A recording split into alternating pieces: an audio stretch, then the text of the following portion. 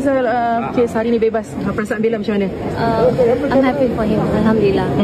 So adakah penantian selama 5 tahun tu berbaloi?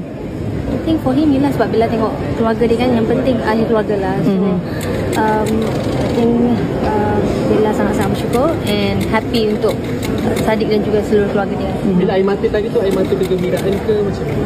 Ya, of course. Bella rasa semua orang gembira, and sebab rata-rata orang mendoakan, orang Malaysia semua mendoakan yang terbaik, dan semoga YB dilepaskan. Dan Alhamdulillah kesan hari ni buat semua orang gembira lah. So tadi tu memang.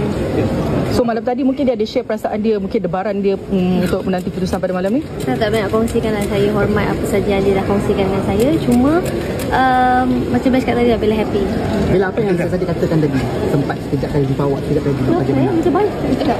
Tak dikenalkan je dengan ada beberapa individu tadi. Apa you wanita hebat? Wanita luar biasa. Wanita luar biasa. Hari tu kan? Tak, tadi pun dia cakap. Oh ya ke? Alhamdulillah.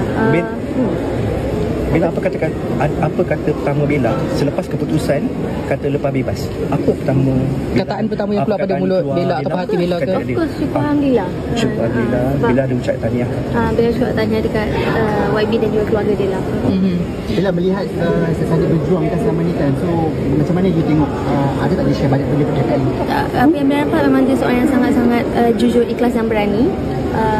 Dan dia membuat semua benda dengan ikhlas dan bersungguh-sungguh. Jadi tak masuk Bella. Ini balasan atas apa kebaikan yang dia telah buat lah. So mungkin bila dah bebas ni, mungkin perancangan korang seterusnya apa? Ada yang kata mungkin nak bertunang ke apa ke nak Keputusan baru saja dibuat, jadi better kita fokus untuk hari ni. Selebihnya Bella tak boleh nak kongsikan. Macam Bella pernah cakap sebelum ni, Bella cakap lagi sekali, Bella perempuan tak manis nak kongsikan apa-apa perancangan masa hadapan. Jadi minta doa yang terbaik lah. Thank you so much. Thank you.